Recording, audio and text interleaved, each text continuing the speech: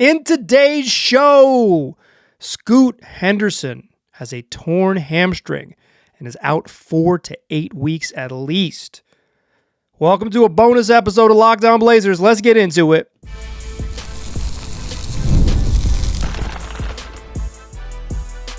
You are Locked On Trailblazers, your daily Portland Trailblazers podcast, part of the Locked On Podcast Network. Your team every day. What's up, world? It's your past first point guard and Trailblazers reporter, Mike Richmond. You're listening to another episode of Locked On Blazers, part of the Locked On Podcast Network, available wherever you get podcasts and also on YouTube. Thanks for making the show your first listen. Coming at you each and every weekday, Monday through Friday. So make it a part of your daily routine. Make it your first listen. Tell your friends to do the same. Today's episode is a bonus one. It's Locked On Blazers, your team every day.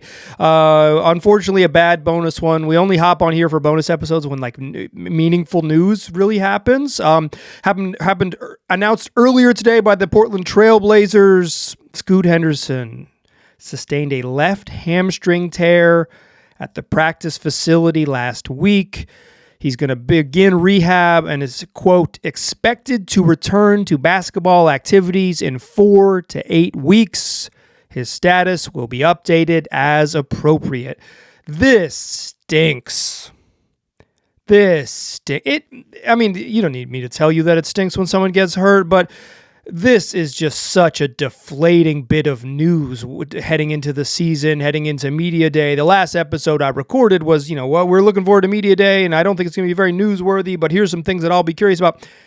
Then we got real news. The Blazers announced it today in a press release. Most guys are back in the gym in this last couple weeks of September. They're holding pretty much practices. They're not formal practices, but they're pretty much practices. And then guys are getting their workouts in. And Scoot Henderson sustains a left hamstring tear. So 4 weeks, he misses a little bit of the season. 8 weeks, the long end of the timeline. Comes back in the third week of November. We miss about a month of the season. But it doesn't say he will return. It says expected to return to basketball activities in 4 to 8 weeks, which makes me think that even at the end of that timeline, that's not return to court. That's return to working out, to running around a little bit, to trying to get back, to getting in shape. So this just seems like it could be a long thing. Obviously, if it's at the low end of this timeline, he could be back in November. Long end of the timeline, we're talking into December. We don't know, right? We don't exactly know what it is. But it doesn't sound good. The way this is worded, it does not sound good. Obviously, it's a hamstring tear. That doesn't sound good. My go-to person for this is always Jeff Stotts, who's been monitoring sports injuries for over a decade, is the owner and operator of InStreetClothes.com. And Jeff Stott says that hearing the injury described as a tear, quote, and accompanied by a lengthy recovery window, 4 to 8 weeks, suggests a grade 2 plus or higher strain. Location of the reported tear, muscle belly versus the tendon, will influence the recovery time. Stotts had previously reported back in the playoffs that the average time lost in his database for NBA players for a grade 2 hamstring is approximately 31 days. So that's in the right in there, the lower end of that 4 to 8 weeks timeline. But if it's worse than a grade 2 tear or potentially, we don't know all the details of it, obviously, as Stotts points out, the location of the tear would influence the recovery, and obviously the average folks fall on either side of that type of thing. So this just stinks. It stinks for Scoot because this was going to be a huge year for him.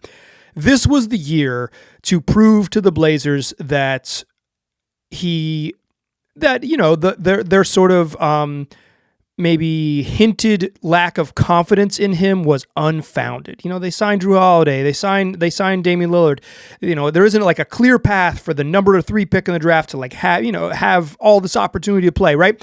And Scoot hasn't probably been good enough consistently on the court to deserve that blind confidence, right? But the team probably sent some pretty obvious signals that they don't have a great deal of confidence in him, right? And this was his opportunity to show them that they were wrong. And obviously, let me be 100% clear. This isn't Scoot versus the Trailblazers.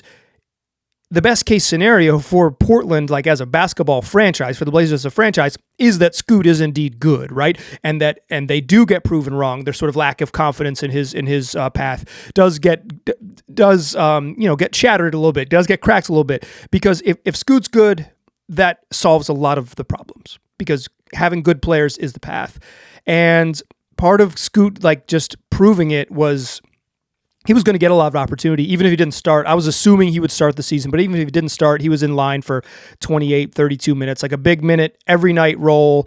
Maybe there'll be some complications of who plays at the end of games, but like Scoot was going to have an opportunity to play himself into a bunch of minutes and, show that he deserves a bunch more franchise investment than they have showed him thus far, right? They've given him some opportunities, but they haven't really rolled out the red carpet for him like some franchises do for the similar level of draft picks. And Scoot was going to get a chance because the Blazers had at least had a roster such that he was going to have a big minute role and a chance this year to prove that he deserved more.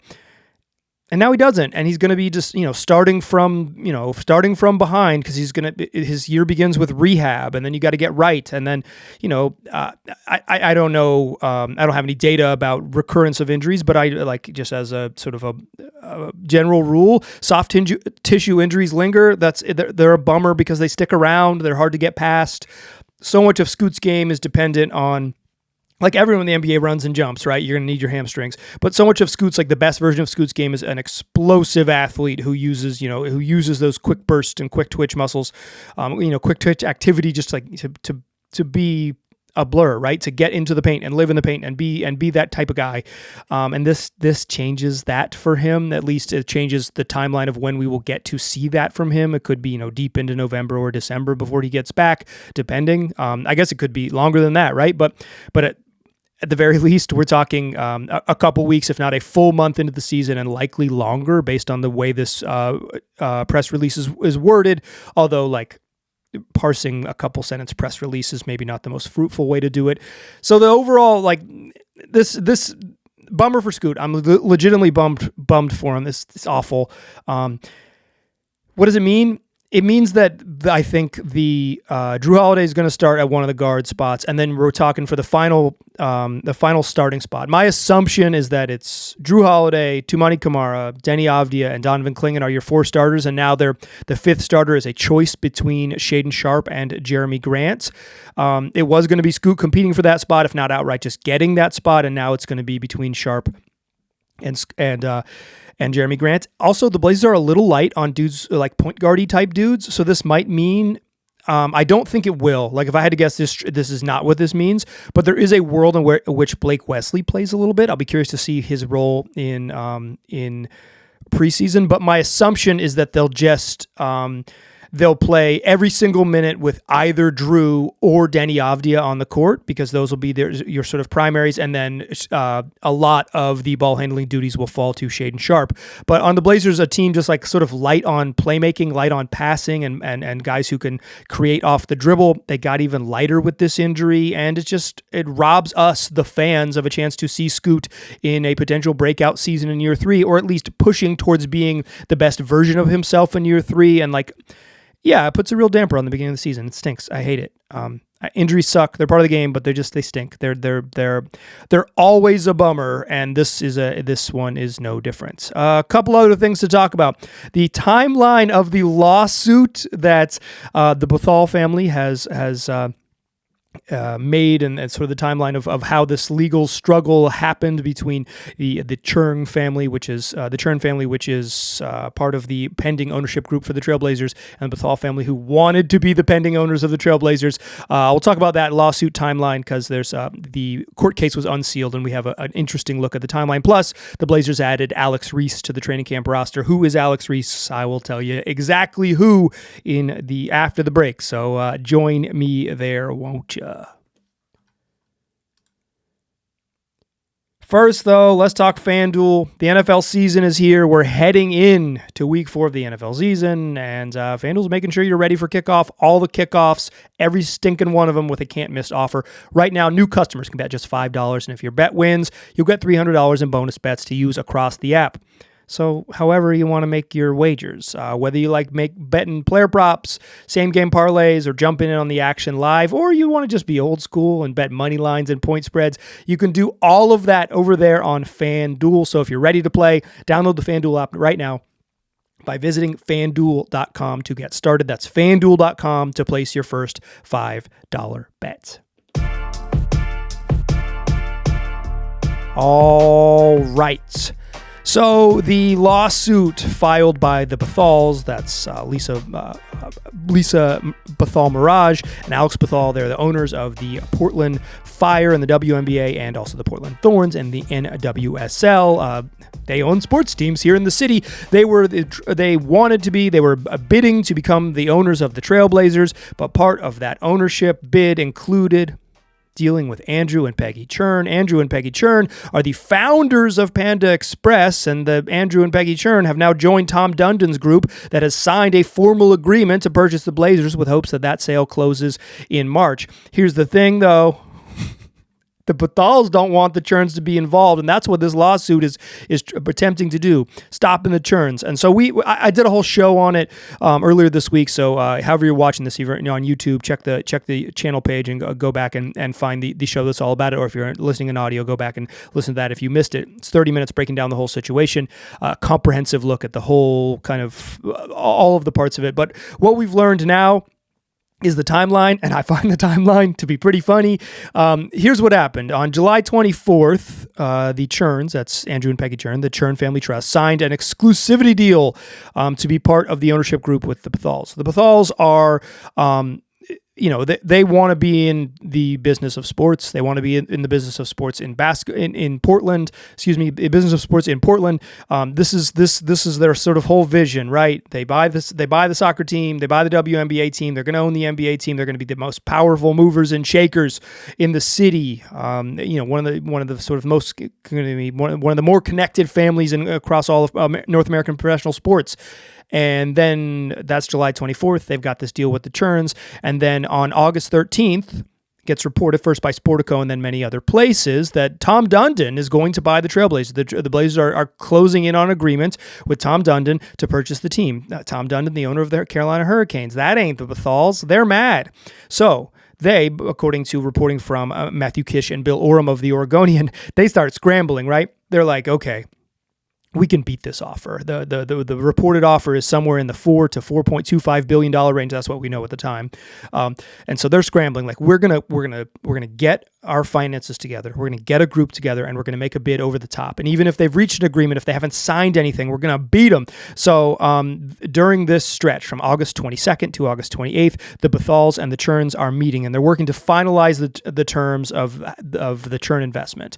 The Cherns own Panda Express. They're worth a reported $7 billion according to Forbes. They are the wealthiest group involved in the ownership in the purchase of the Trailblazers with Tom Dundon's group, and they certainly seem like they would have been with the Bhathals group.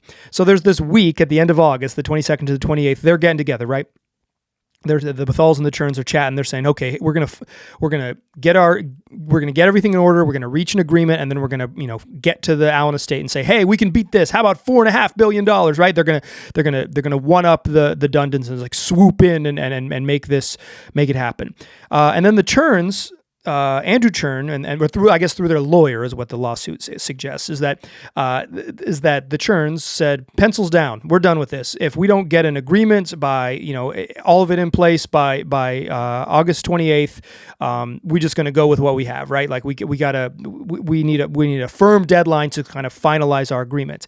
And the Bhathals feel like they're caught off guard by that. And so Alex Bhathal and the Bhathals say that they're good friends with the Cherns. They're family friends. They're longtime acquaintances of them. So Alex Bhathal calls Andrew Cherng and says, like, hey, we cool? And according to the lawsuit, Andrew Cherng says, yeah, no, we're cool. We're cool. No worries. I'm offering you reassurance that nothing is going to change, right? There's just like that. We needed to put sort of like, we needed to end this sort of negotiation. We felt like we were not getting the flexibility we wanted. We can still work something out, but we needed to halt this version of it because we felt like we weren't in a good spot. So then September 5th, while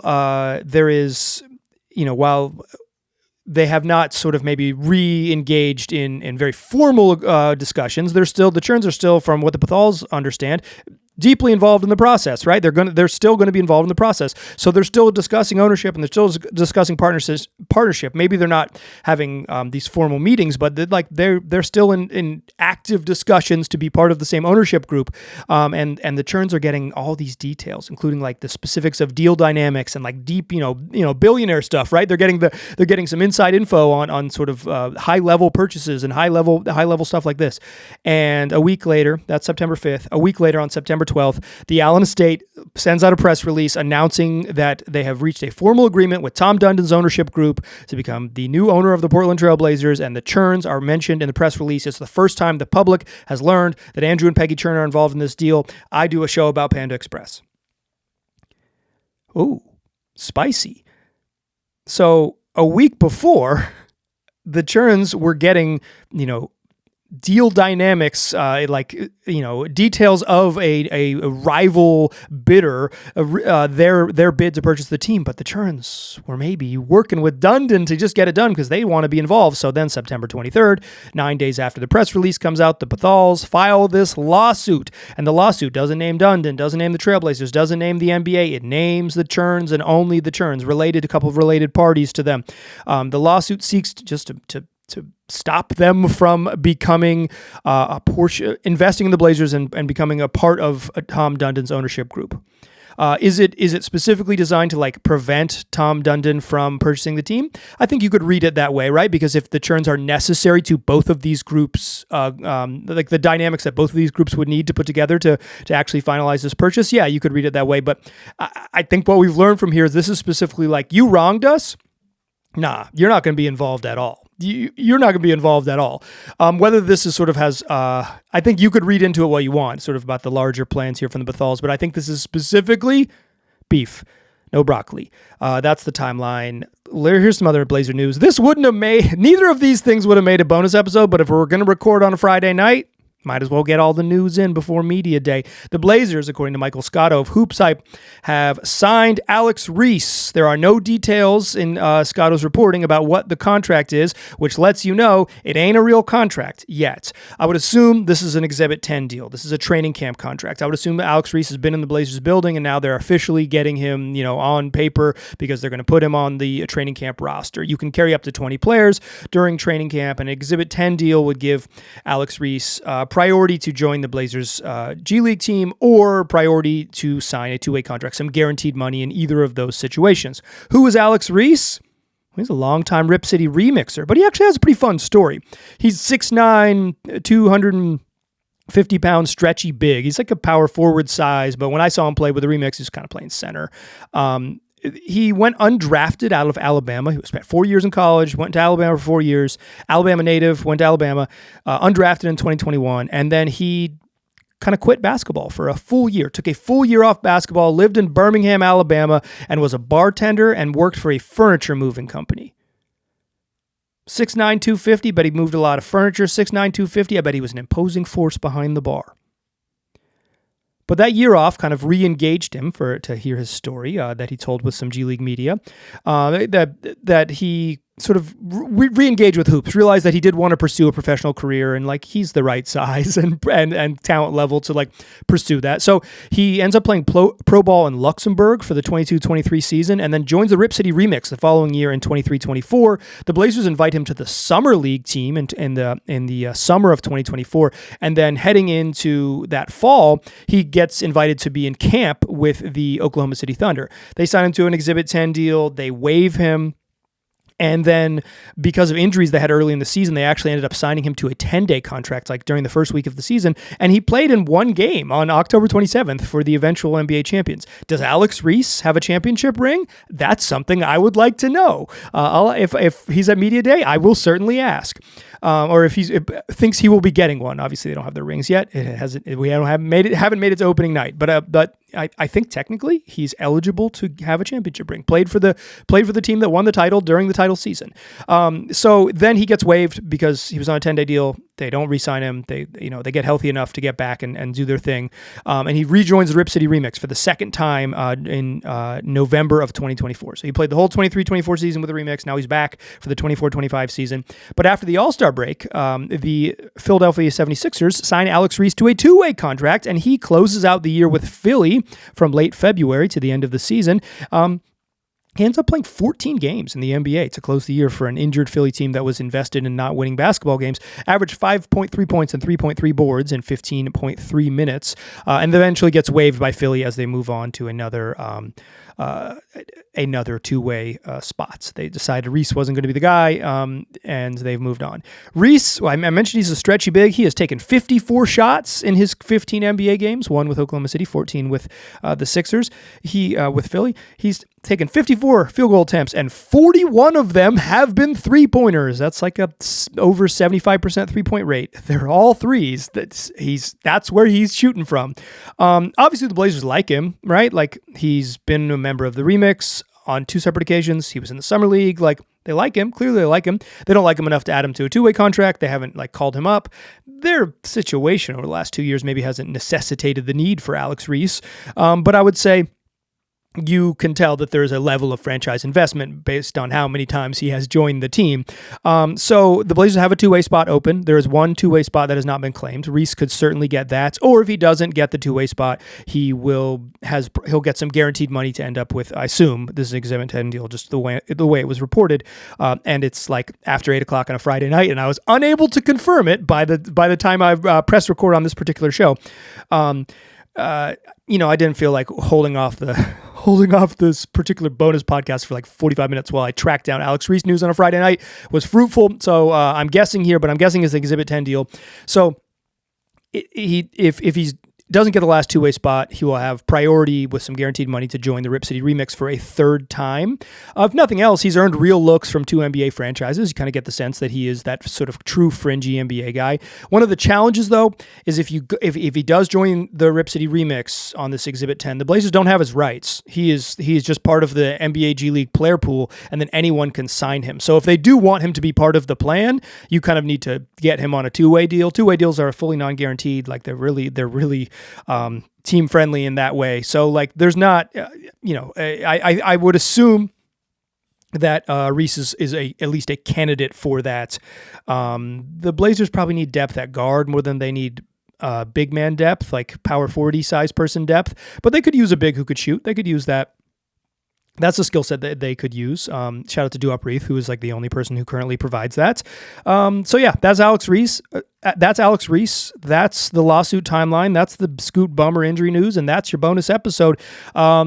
Monday's Media Day. We'll be back, and we'll do an episode about everything that happens at Media Day, all the news and everything you need to know. Tell your friends about the podcast. Tell them they can get it wherever they get podcasts, also on YouTube. Coming at you each and every weekday, and then sometimes bonus episodes when news happens. I appreciate you listening. We'll do 5 more of these next week. I'll talk to you soon.